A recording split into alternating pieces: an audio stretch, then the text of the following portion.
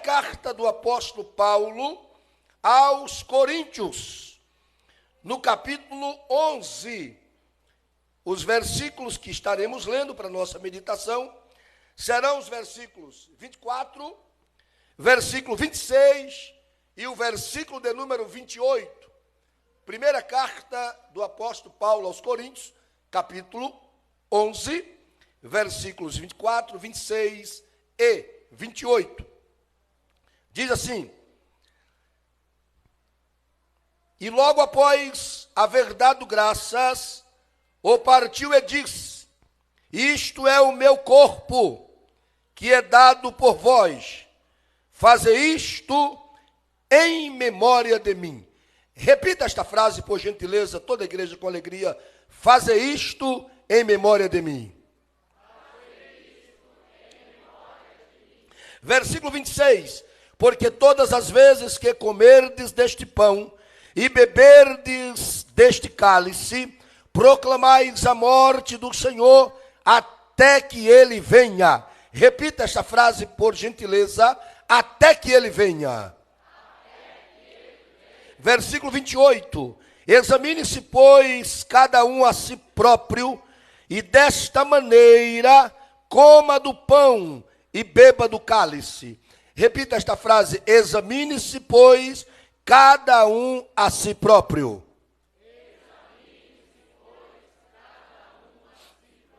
Podeis tomar assento, queridos, por gentileza. Muito obrigado pelo carinho de repetir as frases pedidas.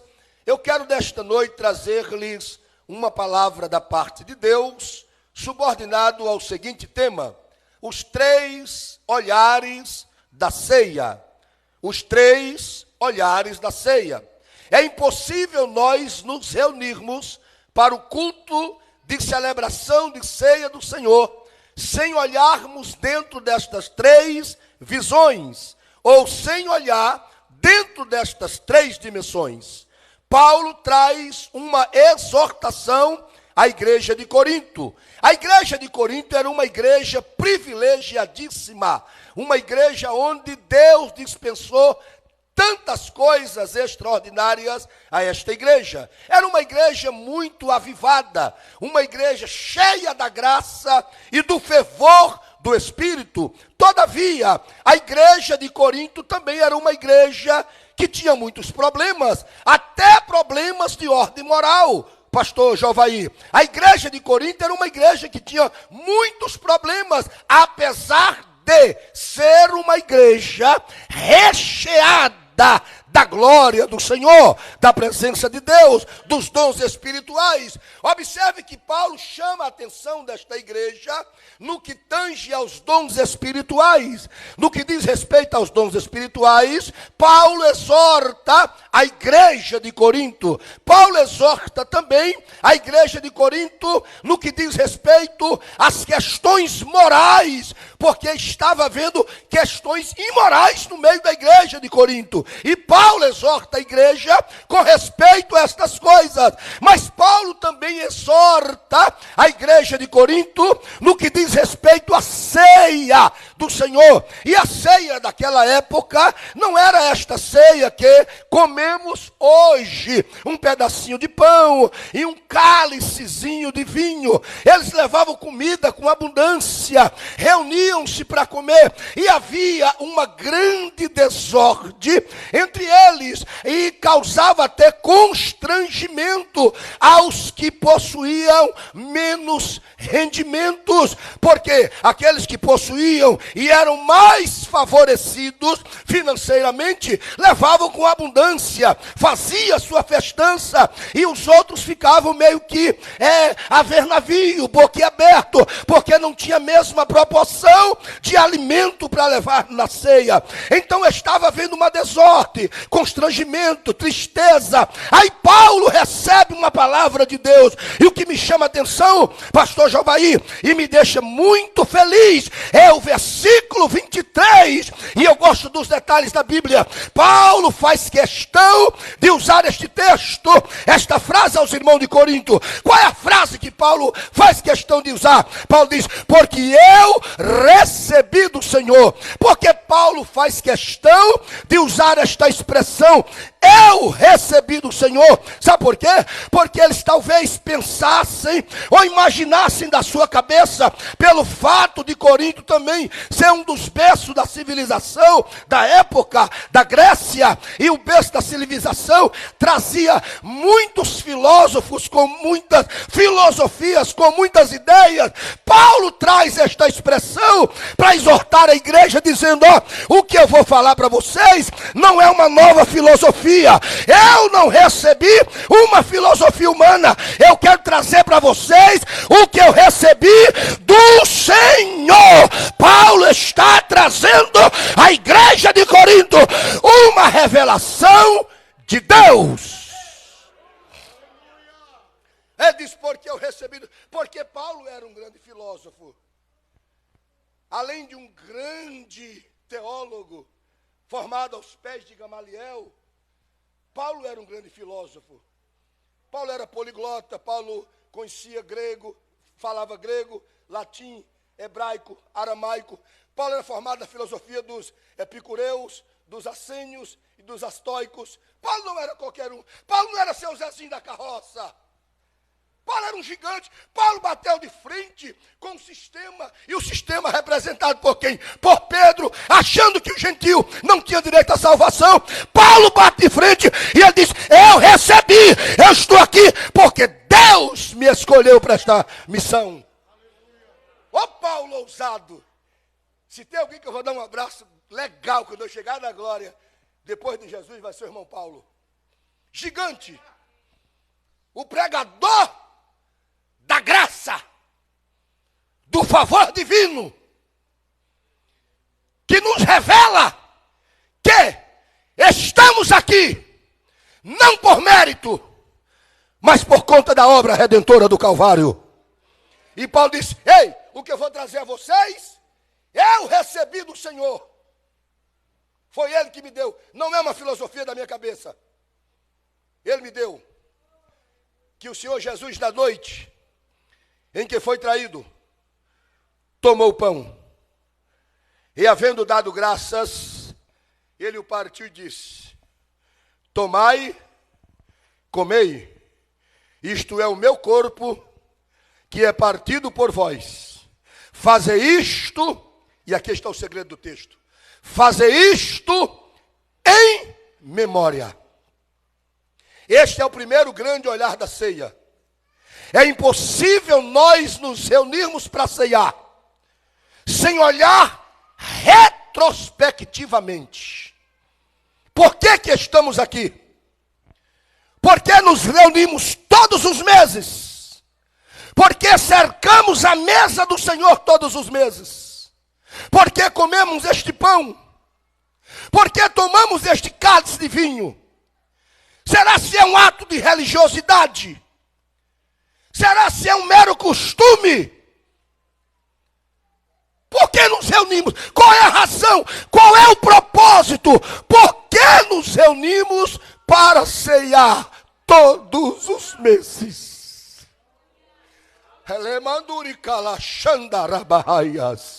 Qual é a razão de nós, talvez aquele que não é crente fique sem entender, por que que esse povo todos os meses se reúne para comer um pedacinho de pão e tomar um cálice de vinho? Seria tão simples comprar 10 pães na padaria e comer em casa.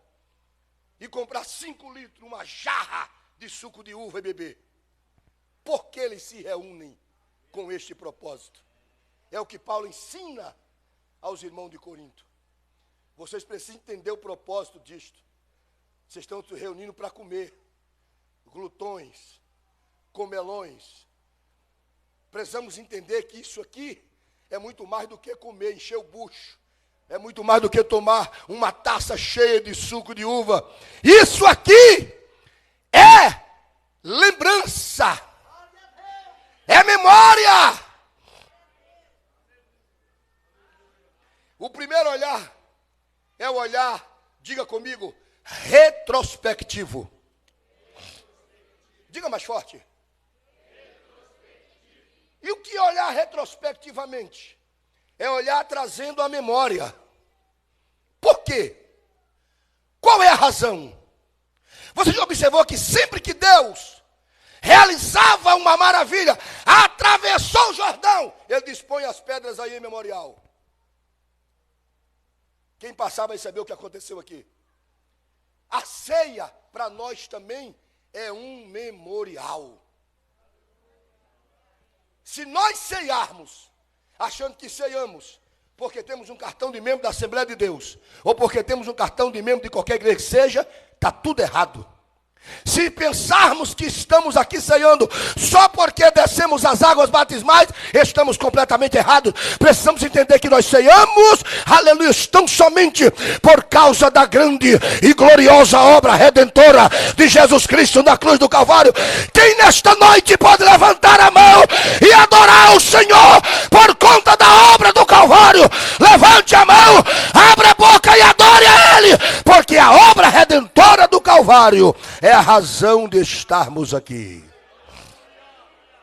É o olhar retrospectivo. O justo padece em nosso lugar. Deus oferece Jesus. Né? Já viu pregadores que dizem, irmãos, os judeus mataram Jesus. Os romanos mataram Jesus. O diabo matou Jesus. Ninguém matou Jesus. Quem ofereceu Jesus foi Deus. Deus oferece o cordeiro por nós. Não foi o diabo que matou Jesus. Não foi romano que matou Jesus. Não foi judeu que matou Jesus. Pastor, quem foi que matou Jesus? Deus. A Bíblia diz, aprove a Deus moê-lo por nossa causa. Deus ofereceu Jesus como cordeiro por nossa causa. Agora vem cá, olha que coisa linda. O diabo consegue vencer um homem lá no Éden, chamado Adão, homem puro, sim ou não? Perfeito, sim ou não? O diabo vence. Deus não vence o diabo. Quem vence o diabo é Jesus. Deus lutar contra o diabo seria uma luta desigual. Deus é eterno. Deus é soberano. Deus o criou. Deus é maior. Deus é tudo. Deus usa Jesus, o Cristo homem, quem venceu. Assim como pelo um homem o pecado entrou na humanidade, por um homem a humanidade deveria ser perdoada, liberta, restaurada e transformada. E este homem é Jesus Cristo. Ele venceu Satanás lá na cruz do Calvário para nos dar o direito de estarmos aqui. O diabo não queria que Jesus fosse para a cruz. Jamais ele queria. Usa até a Pedro para que isso não acontecesse. Ei, mas ele vai. A Bíblia diz que não acharam dano, engano na sua boca. Não acharam erro. Jesus vence o diabo e morre como homem perfeito. Jesus morre como homem perfeito. E eu lhe mostro aqui a razão por que nós devemos olhar retrospectivamente, para entendermos que a razão está aqui, não é nossa. A causa não somos nós. Tudo é Ele. É por isso que o escritor sacro aos Hebreus, ele diz assim, ó, Jesus Cristo é suficiente. Nós não precisamos de água do Rio Jordão, nós não precisamos de sal do Mar Morto, nós não precisamos de galho não sei de onde, nós não precisamos de areia não sei de onde, não precisamos de corredor de fogo, não, nós precisamos apenas de uma coisa, reconhecer a obra redentora de Jesus do Calvário. Precisamos apenas entender que as Escrituras nos apresentam a obra de Cristo por nós na cruz. Um justo padece, pastor Jovaí, e eu corro para o encerramento. Quando eu olho retrospectivamente, o que é que eu enxergo? O que eu enxergo, pastor Edilson? Eu enxergo Jesus sofrendo pelo menos 3 dores na cruz. Quantas dores? 3 dores. Quais são as dores que Jesus sofre na cruz por nossa causa? Escute, minha irmã. Escute, meu irmão. Quais são as dores? Primeira dor. Quando eu olho retrospectivamente, eu enxergo justo Cristo, o perfeito Jesus, homem.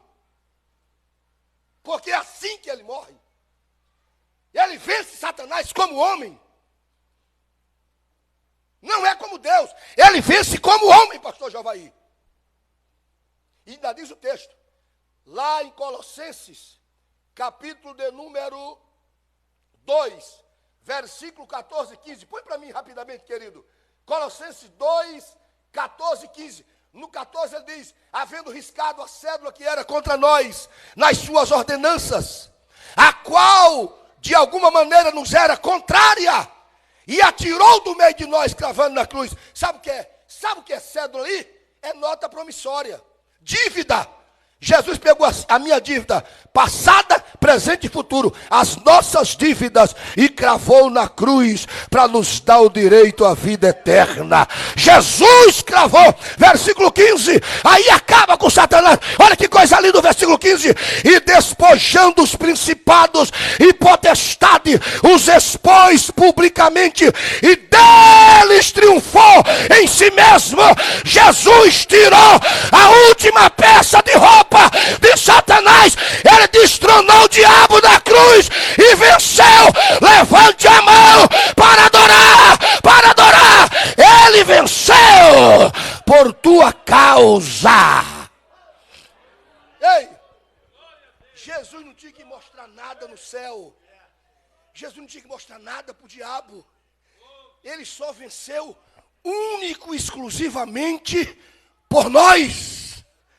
A razão era eu e você. A razão era nós. Éramos nós.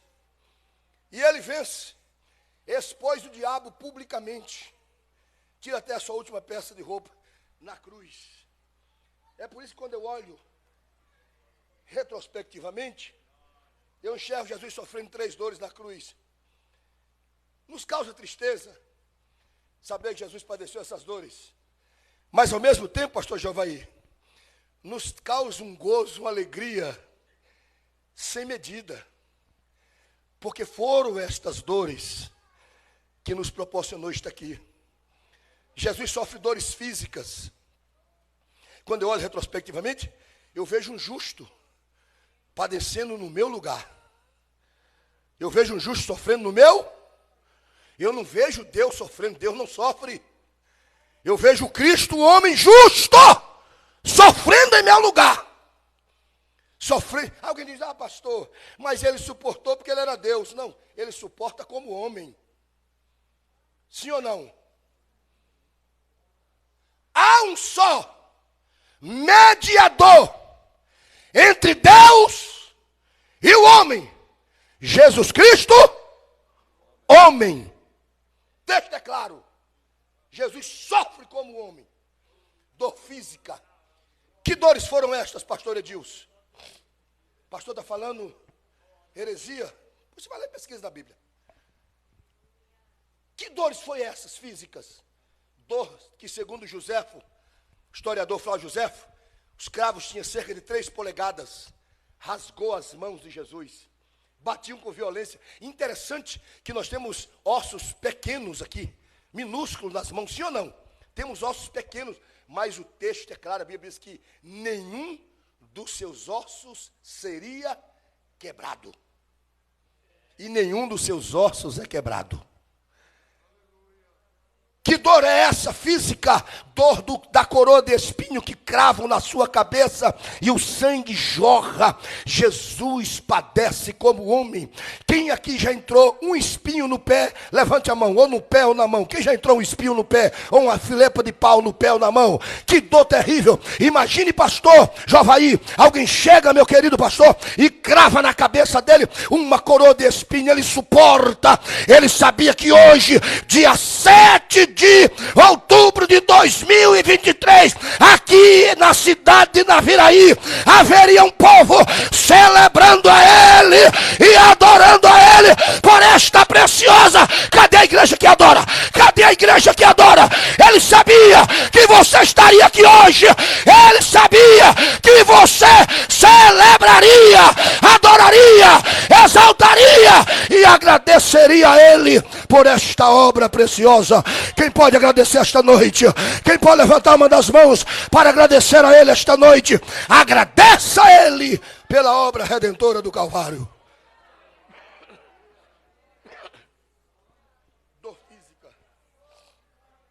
Mas esta não é a pior dor que Jesus sente na cruz. A pior dor que Jesus sente na cruz não é a física, não é a dor da coroa, não é a dor dos cravos, não é a dor da lança que ultrapassa o seu lado, não é a dor do chicote, que segundo José tinha cerca de 7 pontas, não é isto?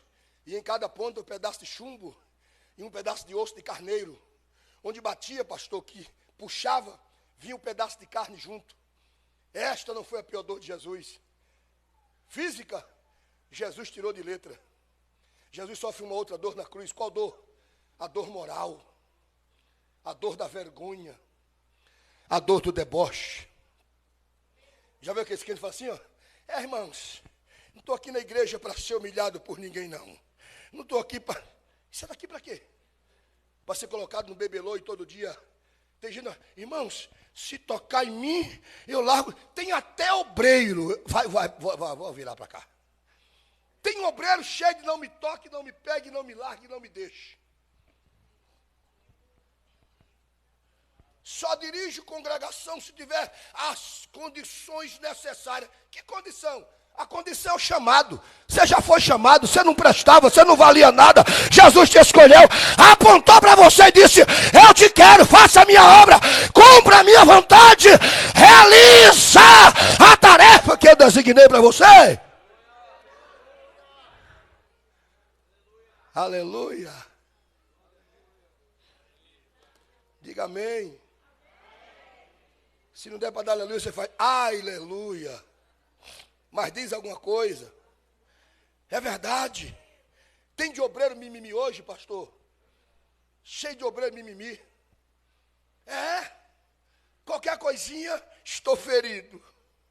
Estou machucado. Sabe onde é que você foi machucado? Sabe onde é que nós fomos machucados?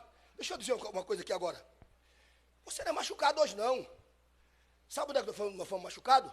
Nós fomos machucados no Calvário. Jesus nos atraiu, fomos atraídos. E quando eu for levantado no madeiro, atrairei muitos a mim. Jesus nos atraiu. Fomos crucificados com Cristo no Calvário. O texto diz, sim ou não? Está lá em Colossenses e outros textos mais. Vou correr por causa do tempo. Mas o texto diz, nós fomos crucificados com... Foi lá a dor, na crucificação. É por isso que Paulo disse, carrego no meu corpo as marcas de Cristo. Crente que não foi atraído e não foi crucificado, ainda não nasceu de novo. A regeneração, ela vem pela atração de Cristo a nós. Ele atrai, ele crucifica. Aí depois diz, Cristo me fez morrer. Aí depois diz, Cristo me ressuscitou. Aí Cristo vive em mim. Mas é necessária a dor do sofrimento, é lá na cruz. Por isso Jesus falou assim, ó, neste mundo, vocês terão, ei, aceitou Jesus, o kit vem junto. Você chega todo feliz, por gentileza, amigão, permita, pastor, todo feliz aí, ó, aceitei Jesus, anunciando para todo mundo, estou feliz que foi, agora sou crente, aceitei Jesus, vou para o céu, e esse negócio do seu lado aí é o quê? As aflições. É o quê? E ser crente, eu pensei que ser crente era acabar de ter luta. Eu pensei que ser crente era não ter mais problema. Não, mas como é que Jesus tirou? Não, Jesus não tirou não. E como é que você faz com isso aí? Faço nada não, Jesus já fez. Elas só me acompanham, as aflições, mas em todas elas eu sou mais do que vencedor. Levante a mão para adorar. Muito obrigado, você é mais do que vencedor. Você é mais do que vencedora. Você é mais do que vencedora. 1000 cairão ao teu lado, ainda que um exército se levante contra a igreja não perde batalha, a igreja é mais do que vencedora.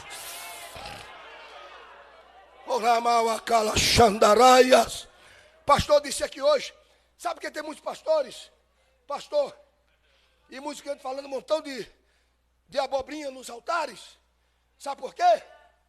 Sabe por quê? Porque não lê Bíblia, não estuda Bíblia. Eu quero lá saber de governo, eu quero saber de Jesus. Quem salva é Jesus. Quem liberta é Jesus. E quem se levantar contra a igreja, quem vai responder pela igreja é Jesus de Nazaré. Ele é o Senhor da igreja. Jesus é o Senhor da igreja. Sim ou não? Os teólogos que estão aqui, que estudaram a história da igreja, sabem do que eu vou dizer. A história da igreja diz, pastor, que quando as pessoas eram castigadas a ser devoradas pelas feras, porque aquele castigo não era só para os crentes, não. Os ímpios iam se esgoelando, gritando, e soltavam as feras, e eles gritando. Mas a história da igreja diz, o senhor me permite, pastor, por gentileza, o senhor me permite, pastor, por gentileza, que os crentes, pastor Jovaí, eles davam as mãos, oh glória, diz a história da igreja, os crentes, quando soltavam as feras lá, os crentes davam as mãos, e iam cantando louvores. Lá vem as feras e eles cantando os louvores. Lá vem os leões e eles cantando louvores. Lá vem os tigres e eles cantando louvores. Enquanto as feras rasgavam eles, eles adoravam. E diz a história que até imperadores choravam nas arquibancadas e multidões aceitavam a Jesus Cristo. Você é a igreja. As aflições da terra não podem mudar a história da igreja.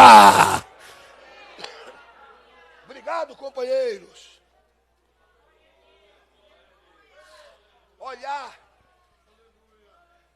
retrospectivo, dor moral. Jesus sofre. Pastor, estou sendo afrontado. Estou sendo humilhado por ser crente. Paz. Descansa. Jesus que falou isso. Quando alguém se levantar contra vocês, quando maldizerem, quando desprezarem, fizer qualquer coisa, por causa de mim, ele diz assim, ó, se alegre. Eu tomei 3 socos no rosto do campo missionário. Está ela ali, ó, minha testemunha. 3 socos no rosto pregando o evangelho. Aí eu olhei assim e falei, Jesus, apanhando na frente da mulher, daqui a pouco até a mulher vai querer dar uma coça em mim. Desse jeito não vai dar não, Jesus. Tá ela ali, ó. E o cabo deu 3 socos seguros no negão aqui, viu? É negão mesmo, não chama de neguinho não, chama de negão, bota a tinta à vontade. Tem pena de tinta não, aqui não tem esse negócio não. Amém? Esse mimimi não cabe para nós pobres chamar de negão. A cor é minha. Ninguém tem nada a ver com isso. Diga aleluia, crente. Diga aleluia. A cor é minha. Quem me deu essa linda cor foi Jesus. Quem deu essa linda cor foi Jesus. Seja pardo, seja branco, seja loiro, seja o que for, somos um em Cristo. Somos uma noiva, a igreja, a eleita do Cordeiro. Ele deu 3 socos no rosto. Eu falei, Jesus, e agora? Daqui a pouco Dona Vitória vai querer me bater também. Já viu que é mole, todo mundo bate. 3 horas da manhã, 2 horas da manhã, melhor dizendo, pastor, eu estava na casa desse homem, com ela 2 horas da manhã, reuni a família e fomos orar. Me chamaram 2 horas da manhã. Tinha telefone não, tá? Correram em casa 2 horas e me chamaram, eu voltei com ela. Quando eu cheguei lá, pastor, ele estava dentro do chiqueiro de porco. Não era isso, meu amor? Dentro do chiqueiro de porco, de 4, rosnando como porco, e no meio da lavagem. Quando eu cheguei, ele pulou a cerca do chiqueiro, sem colocar a mão. Possesso de demônios. E saiu correndo. Alguém disse, ele vai para o meio da pista, vai se matar, vai morrer. Meu Deus do céu, o que é que faz? Eu reuni a família. A igreja é poderosa. Jesus responde pela igreja dele. A igreja, aleluia, de Jesus nesta terra, ela tem um Senhor que cuida dela e que responde por ela em qualquer circunstância.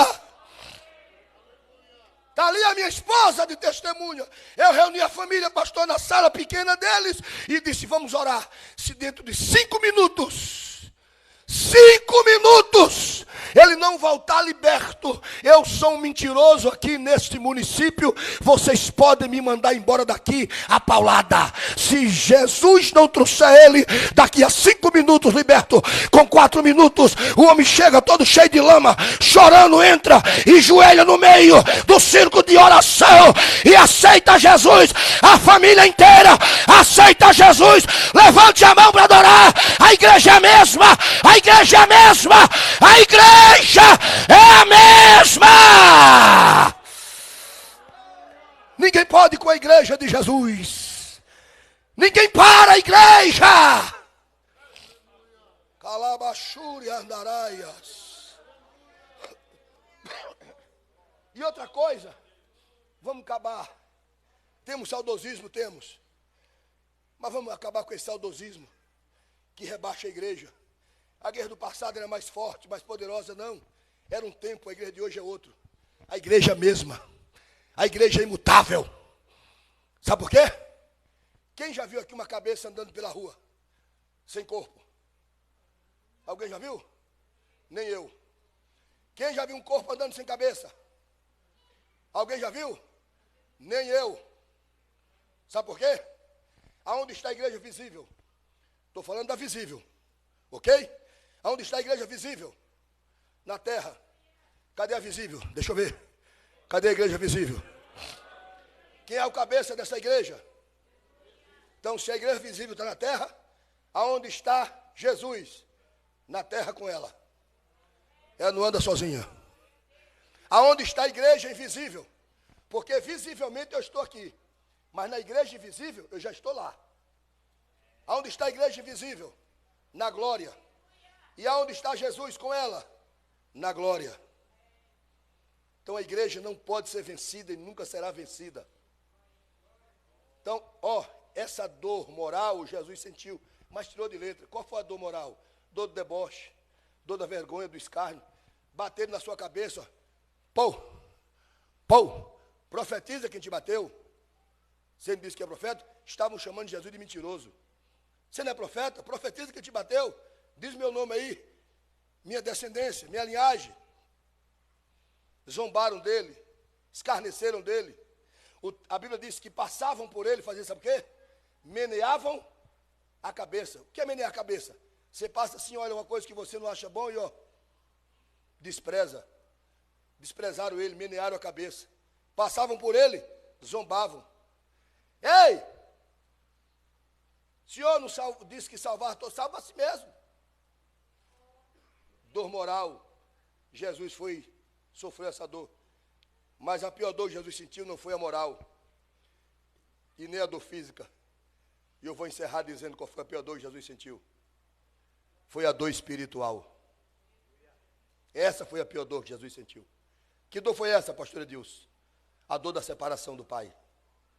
Ele disse, eu e o Pai somos, quem vê a mim, pastor Jeová, ou pastor Jovaí, quando eu chegar na glória, eu vou ter essa curiosidade.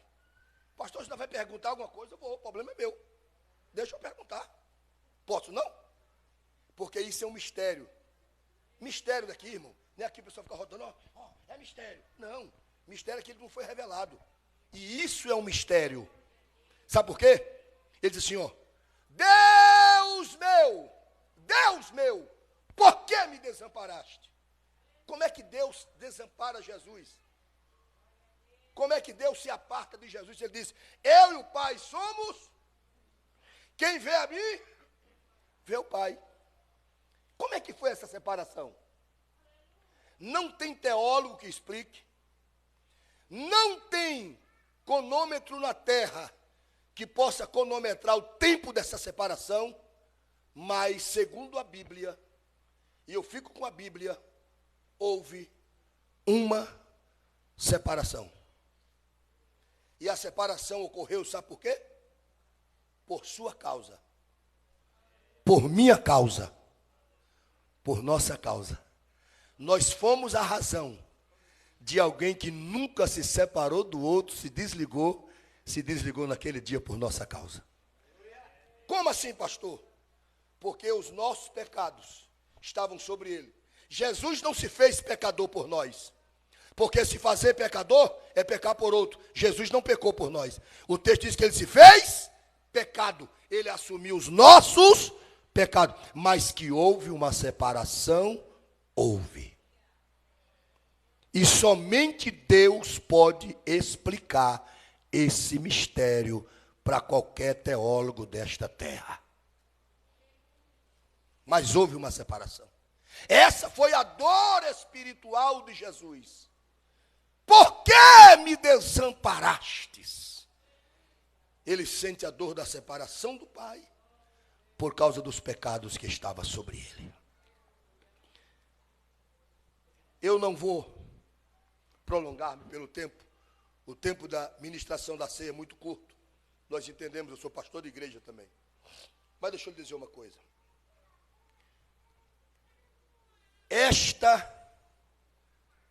Estas foram as dores que Jesus sentiu. E este é o olhar que você tem que vir para a ceia. Reconhecendo que tudo aqui e que tudo isto é por causa dele. Mas ele disse, fazer isto até que ele é o olhar expectativo. A igreja está hoje aqui fazendo, sabe o quê? Estamos dizendo através das redes sociais, estamos dizendo a quem passa na rua, estamos dizendo uns aos outros, Jesus virá. Todas as vezes que a igreja se reúne para ceiar, ela está dizendo Maranata, Maranata, Maranata. Ora vem, ora vem, ora vem, ora vem, Senhor Jesus. Jesus virá. E o terceiro e último olhar é o olhar introspectivo. Primeiro, retrospectivo, trazendo a memória. Segundo, expectativo. Estamos fazendo isto na expectativa de que a qualquer momento Jesus virá. Não podemos nos acomodar, temos que anunciar todos os dias, nas praças, nas ruas, na escola, na faculdade, no trabalho, aonde estivermos, precisamos anunciar que Jesus virá. Já tem pregadores por aí, pastor? E às vezes dentro do nosso segmento da Assembleia de Deus, pregando que não existe mais arrebatamento. Precisamos tomar muito cuidado. O arrebatamento é real. O rapto da igreja é real. Quantos acreditam que será arrebatado por Cristo? Olha que coisa linda. O terceiro olhar da ceia, sabe qual é? Esse é indispensável também. É o olhar introspectivo. Olha o que Paulo diz. Examine o homem a si. Cada um precisa olhar para dentro de si. Nós somos o povo mais prazeroso em olhar para a vida dos outros. E esquecemos de olhar para a nossa. Sabe por quê? Quando eu olho para os meus pecados, eu esqueço dos pecados do Jovaí. Quando eu olho para os meus pecados, eu esqueço dos pecados do Wellington. Mas é muito mais cômodo eu olhar para o erro do outro. É muito mais cômodo eu me preocupar com o erro do outro. Porque quando eu me preocupo com o dele, eu oculto o meu. Era assim que os fariseus faziam. Eu não sou como esse publicano. Eu dou esmola. Eu oro 3 vezes ao dia. Aí o publicano disse assim, ó. Tenha misericórdia de mim. Nem para o céu olhou. Eu não sou digno. Olha o que ele faz. Eu não sou digno. Ele olha para dentro dele. Ele olha para os seus pecados. Que Deus nos dê olhos, visão interna, para enxergarmos as nossas falhas e deixarmos cada um cuidar da sua vida. Jesus deu uma vida para cada um cuidar da sua. Aleluia! Quem pode levantar a mão para adorar o Senhor e agradecer a Ele esta noite? Porque você pode olhar para dentro de você hoje. Hoje é ceia, olhe para dentro de você. Faça o exame pessoal. Olhe dentro de você agora. Reconheça as suas mazelas, os seus defeitos, os seus pecados. Olhe para as suas próprias fraquezas e diga: Senhor, me enche, me fortalece, me reveste, me dá força, me ajuda a chegar. Eu preciso, eu quero, eu preciso do Senhor. Aleluia. Que Deus nos dê graça e força para olharmos para dentro de nós e reconhecermos o tão dependente de Deus que somos. Eu e você precisamos de Deus. Deus te abençoe. Muito obrigado, meu pastor. Deus abençoe a todos.